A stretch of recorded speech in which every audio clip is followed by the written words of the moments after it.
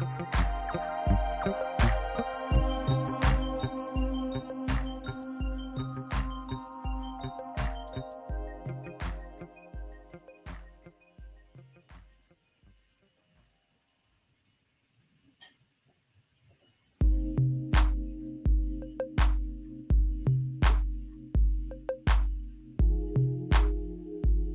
welcome to the debrief show. We're going to start at 11.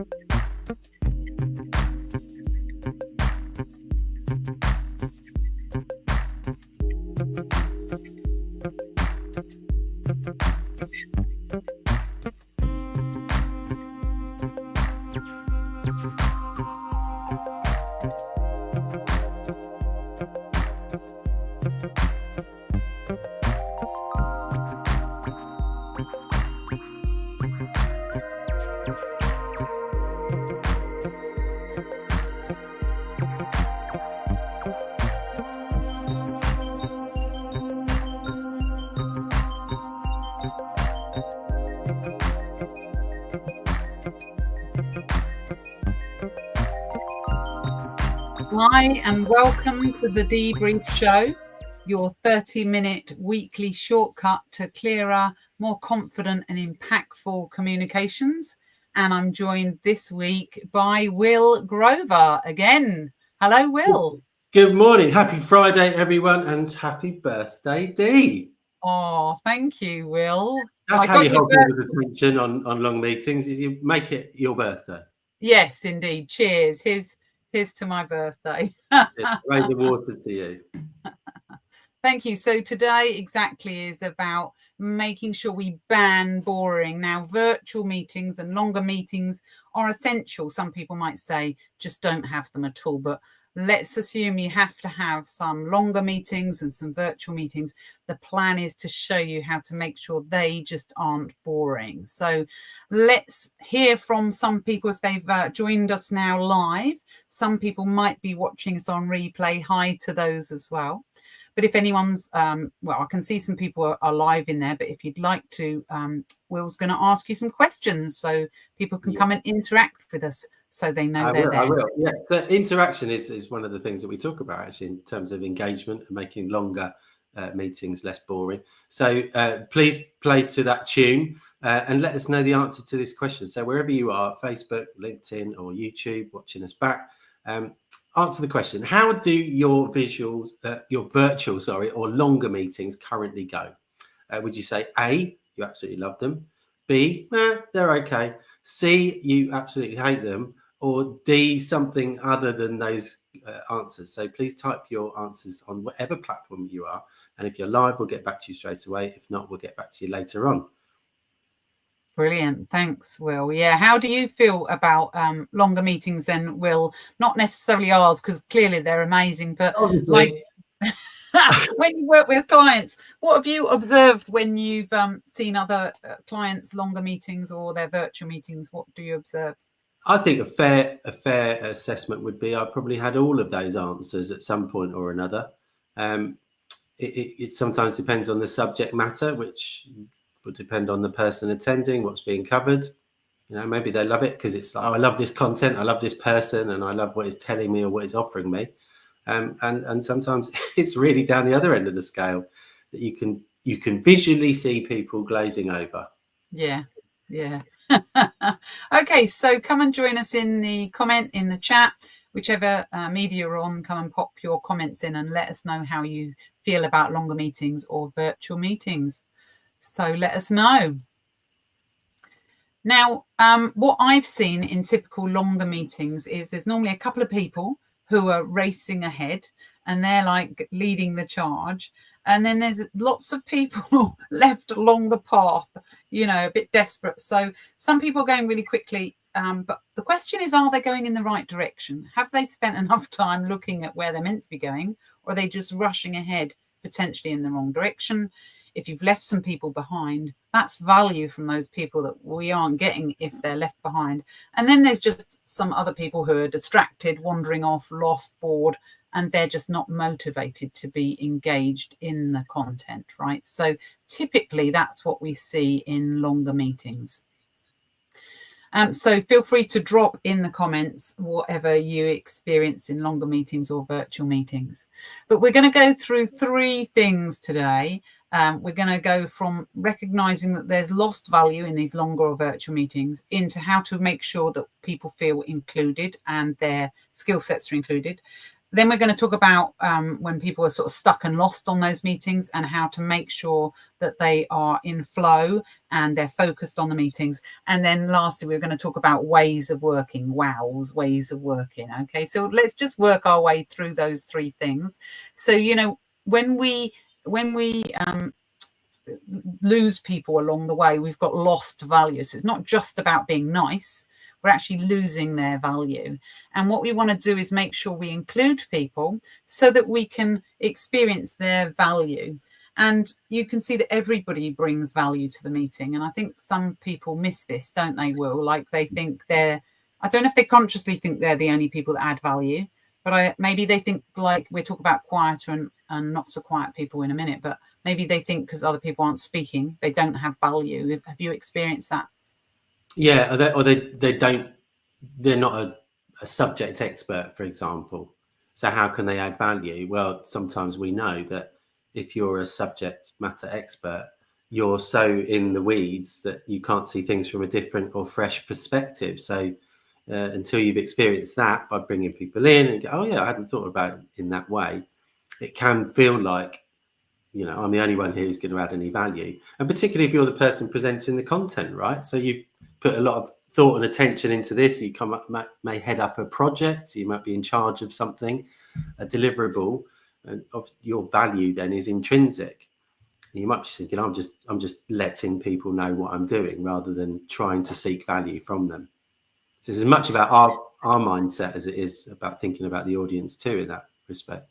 Yeah, and you know, I see a lot of people. You're right. You know, I say like I'm the subject matter expert, and the other people going, well, what value do I bring to this? Because I don't know anything about presentations or whatever it might be. But when we actually look at it, there's lots of different personality styles, and they may bring their specific values. In fact, that's what we're going to talk about next week. I'm going to have Melanie or Dom on. It's one person, Melanie and Dom, the same person. She's going to come on, and we're going to talk together about that. You know, our personality styles and the values we bring. But often you can find that the detailed blue energy, as we call it, can bring in so much benefit with the structure. So instead of having that path where people are rushing off ahead, going in the wrong direction, nobody's looked at all the facts or figures, they can really help bring structure to the actual meeting, even if they don't know any content. So you're absolutely right. Everyone can bring value. And just a final point before we move on that is people have to feel safe, and it's called psychological safety, which we talk about a lot in our trainings, don't we? Well, they have to feel safe in order to be able to deliver their value. I don't know if you just want to say a couple of words on that psychological safety. Yeah, so it's setting up a structure, a format, some ways of working, which we'll talk about later on, that allow people up front to know that their contribution is going to be heard and valued. So you're kind of telling people up front, this is what we'd like from you, we'd appreciate it from you, and this is how you do it.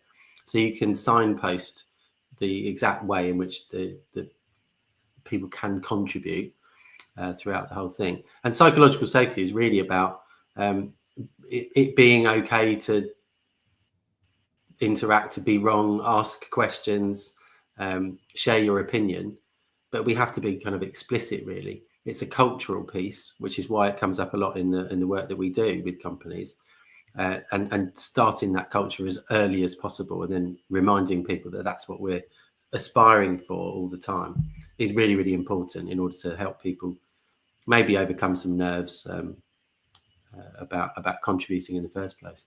And we talk about the ways of working in the last section as well, won't we? We'll come back to really practical ways of making this happen, not just talking about it, but really practical ways of making it happen. So we've got a comment actually in from Shari, thank you, on LinkedIn, which relates pretty much to this point, I think. So the next point I'm going to share with you about making sure people feel included is that some people need to shut up and some people need to speak up a little bit. You know, maybe I'm saying it too bluntly, but you know, I'm one of life's talkers, and I've had to learn, and it's still tricky for me, but I've had to learn to shut up. And other people who are a bit quieter and a bit more reserved need to learn to speak up, but they have to have that safety. They have to feel safe to do that. So, Will, do you want to maybe address the comment that we've got in from LinkedIn around that, if you can see that? I'm afraid I can't see that comment. Oh, you can't. Well, so Shari has said, you're right. Often colleagues with very good points don't speak up. How do I best create an environment for them to do that? And that's what we're going to be talking about in conversational turn taking, for example. So once you feel psychologically safe, here's a technique for you, Shari, you can use this, is to agree beforehand that you're going to use conversational turn taking, or you can just introduce it. Might seem a bit weird depending on the environment, whether that's the sort of thing you do or not. But if not, you can talk about it up front and introduce it as a way of working or not. But conversational turn taking is where we go around the room and we let everybody know that they're going to have a space to speak, so that those people who are naturally more quiet know that they don't have to interrupt in order to grab their chance to speak. They know that it's going to come round to them. We agree in order, and everybody does it in the same order every time. And that order is like them guaranteed. So I know that I'm going to speak after Will. And it's not in every conversation, but it's when you need to get everybody included. So if we've run, say, like a presenting an idea, we then might go, right, conversational turn taking, let's give feedback on that idea, starting with, and we start very specifically with ideally somebody who's at what's called ambivert, like a little bit extrovert and a little bit introvert. So they're happy to speak up, but they're not the loudest. But they're happy to speak up. We don't want to pick on the quieter ones to speak first, which might be your natural thought. Well, they're not speaking, let's put them first.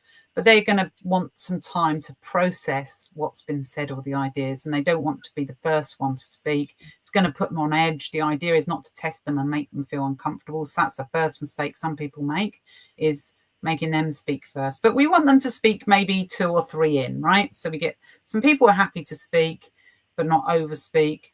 Then we get the introverted preferences in speaking. So the sort of super introverted preferences might be in the middle of that sandwich, if you like.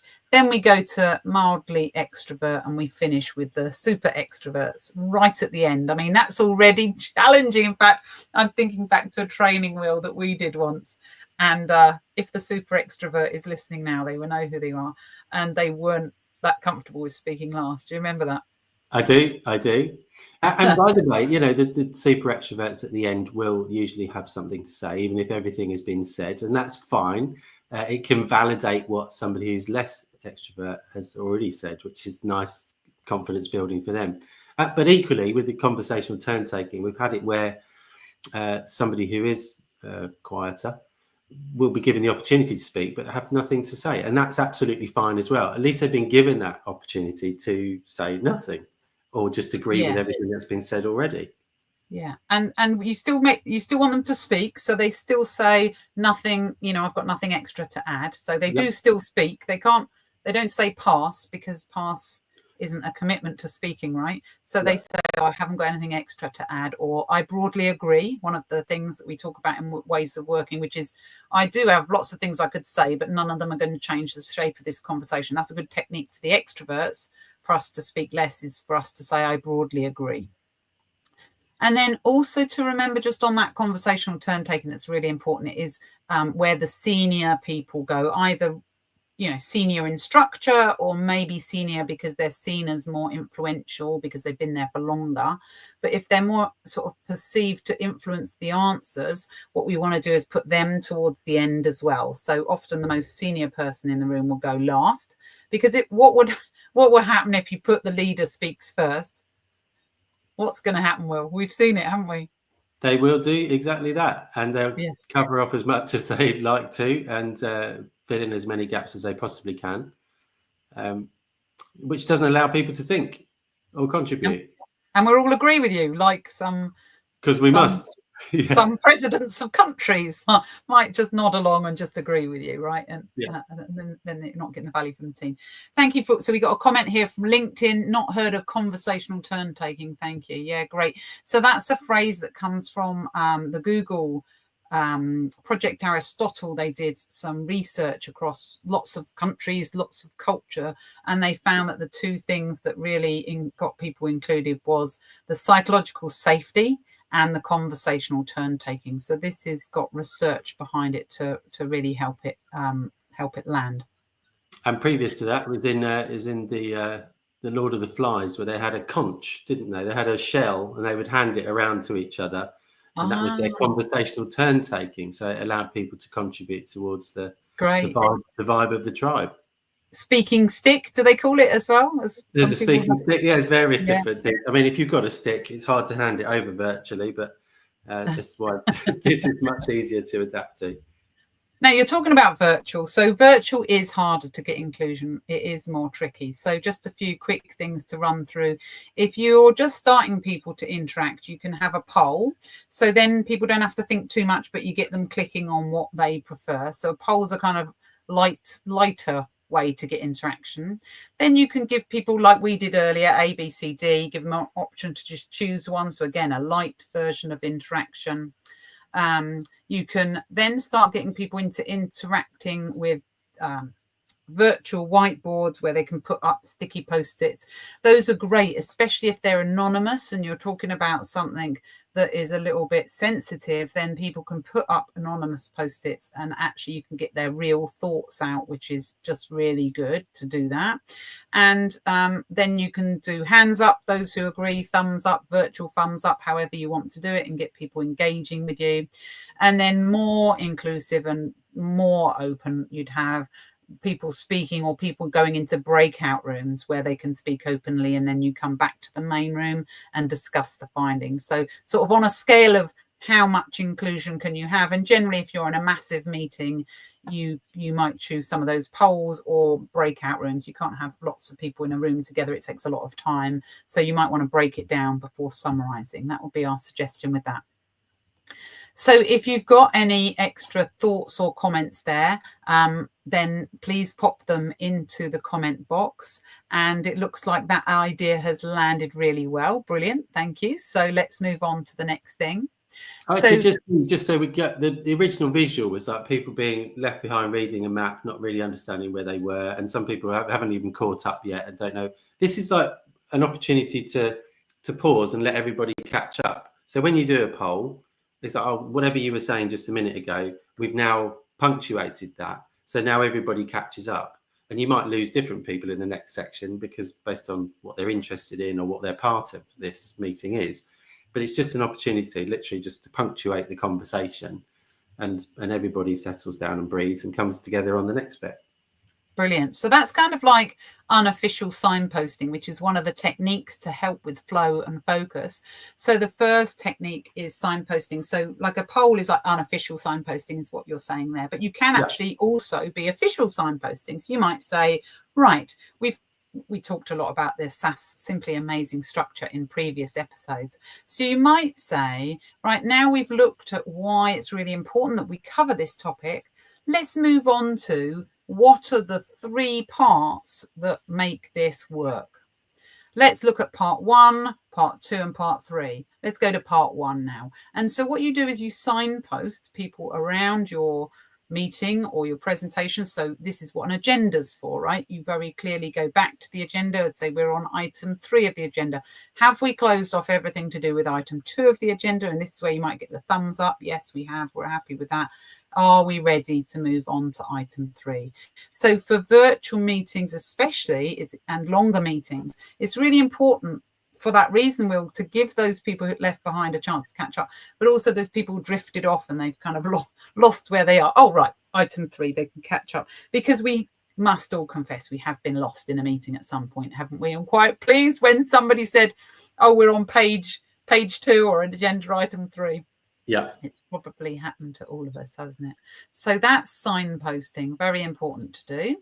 And the other thing is active listening. So this really, you can't be engaged in a meeting if you're not active listening, right? You've got to be active listening to be engaged in the meeting. It can be quite hard work, I think, when you do it properly. So it's quite exhausting in a longer meeting to actively listen to everything. If you're doing the conversational turn taking, you're listening to those points of view, you're processing. But yeah, active listening, people go, oh, I listen really well. I heard everything you said, Will. and they think that's active listening, right? Why isn't that active listening? But were you listening? Yeah, we hear a lot, and as is talked about in the NLP communication model, that the amount of information that's flying into and around your brain at any 1 second is astronomical. So you can be hearing lots of things, but are you actively listening? So am I processing what's being said? Am I understanding the ask or the point that's being made, rather than just allowing noise to enter your brain and calling that listening? It's hard. It's hard when you do it for a long time. It's easy to drift off, but yeah, you need to bring yourself back in each time, don't you? Yeah. And sort of related to active listening is, as you go around and you listen to people speaking, this guy here with the glasses on, he's clearly not in the same place as these other people. So they're all talking about their hike and the trek. And this guy's talking about his monkeys, which obviously gets bonus points from me because I love talking about public speaking monkeys and mind monkeys. But it's not the topic of what they're discussing at that moment on that piece of the path. So what we suggest people do here is they go and put that item in the car park, especially if it's important. So let's assume talking about monkeys is important, as I always think it is. That's a good point. Let's put that in the car park. And the car park is a place where we put things, we must attend to it, we must come back to it. We don't just put it there and forget about it, but we acknowledge then that that's a good point. We need to discuss it, but it's not what we need to be discussing right now.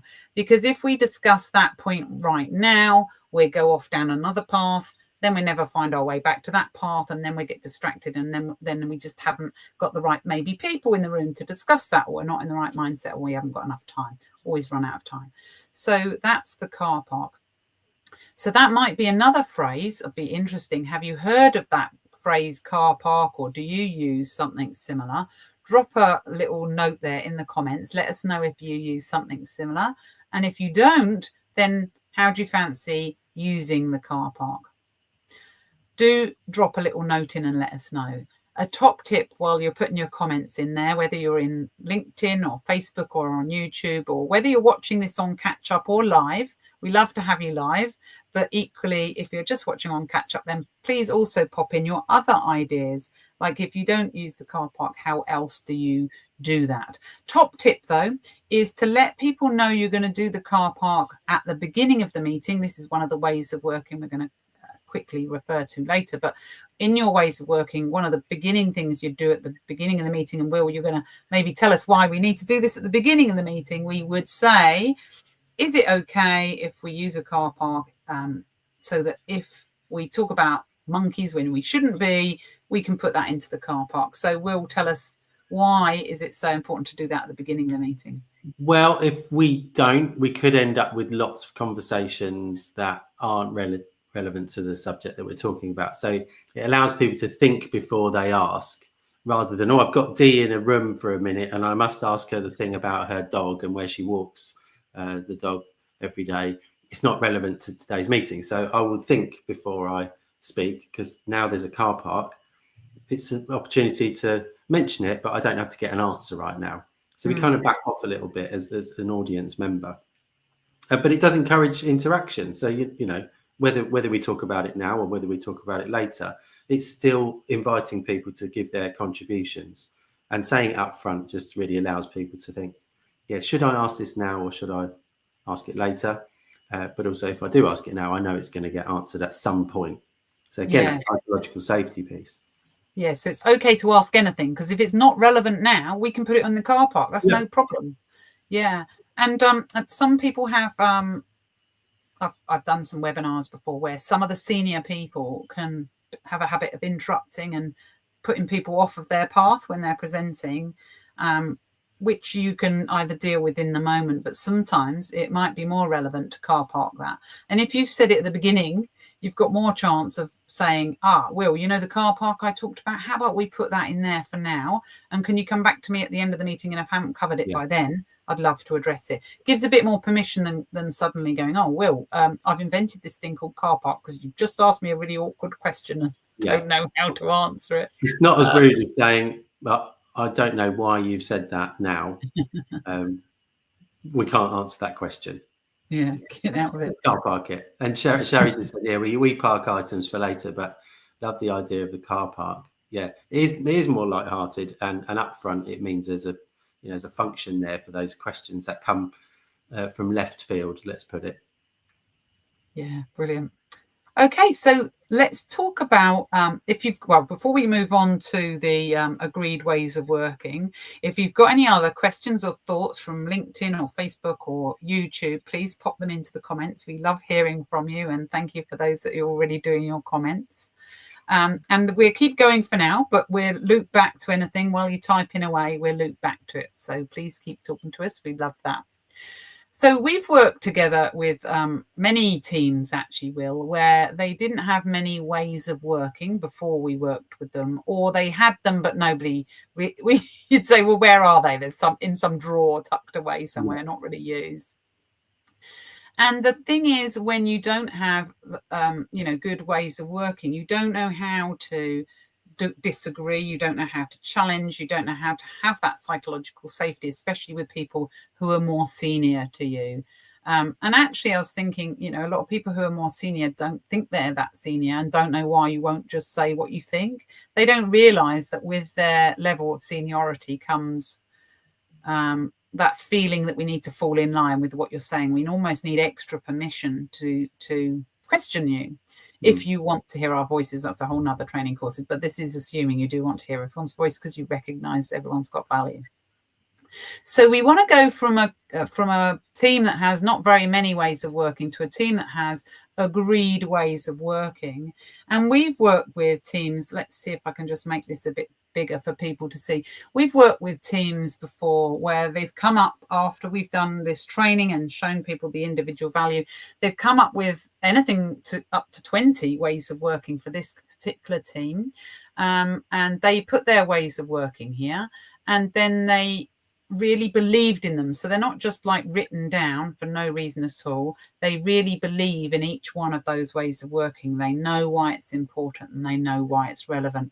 So that's what we did. We can do with teams. We can work with them and help people understand where they're important. And I think especially this ties in well with next week's people element of different styles, different personality styles. And then what we did with that particular company is we prioritized those ways of working. And then they did a survey before the training, or on the day of the training after they'd done their ways of working. And then 2 months later, they took a survey again and asked people what the scores were. And you can see that the scores increased in each of the three focus. Well, almost every score increased, but in the three focus areas, it was anything from about 16 to 31% increase in scores for the three focus areas. And I think it's really important that if you do these kind of ways of working, you do have to prioritize. You can't do all 20 at once. You can try, like they have done. They've accidentally done all 20 at once because they now believe it and they do it. But you really want to focus on 3 at a time. And some of our most successful clients are those that have done that. Done the list, appreciate them all, but focus on the most important ones, and then maybe move on a couple of months after that. So make sure you measure your ways of working if you're going to do something like that. In a moment, we're going to move on, but just have a little pause here for Will. Anything quickly to add to that? No, I have nothing to add myself, but type in the chat, please, if there's anything that you will do differently now. I already heard from Sherry that, just changing the term of something that you do already, or just use a car park. Rather than parking items, letting people know how the car park actually works sounds amazing. So any other questions, any other comments, please type in the chat. Brilliant. Thanks, Will. So let's move on to action. I heard you asking people for their actions. So now is the time for action. Let us know what one action you're going to take, whether you're watching live or you're watching on replay. Please let us know. Just type it in the comments and we will get back to you. And let us know what one action you could take now. What will you do differently to help your longer meetings or your virtual meetings move on or move more effectively and gain that value from all of your people? One action I'd love for you to take is I would love for you to scan the QR code if you haven't already, so that you can join the debrief newsletter. They should be coming to you. Those of you that have already subscribed, thank you so much.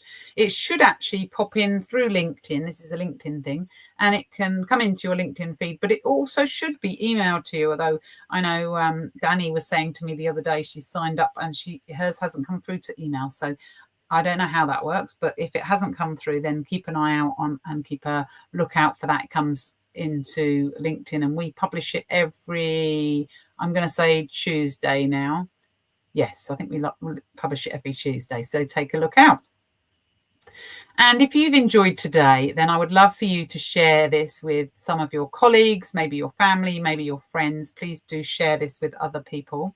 And next week, I'd love for you to join us as well. So next week, we are joined, Will can't make it next week, doing something lovely. So I'm joined by the lovely Melanie Blythe, who I call Dom and other people call Melanie. So that's very confusing. But we're going to talk about style blindness and how your personality style can be your greatest strength, but also be a weakness, and it can cost you some progress with clients, with your career, with your goals, and to what to look out for there and how you can help with that. So thank you very much for watching today. If you've got any questions or feedback, please message us. Thank you. In the comment on LinkedIn, I'm going to use conversational turn taking and the car park. Great points. Thank you. Well, thank you for joining in. Thank you for interacting with us. We love having live comments. That's fantastic. So we've enjoyed being with you, and thank you very much, Will, for joining me today. And take care, everybody. If you've got any questions, please drop us a message. Thank you for joining us. See you soon, everyone.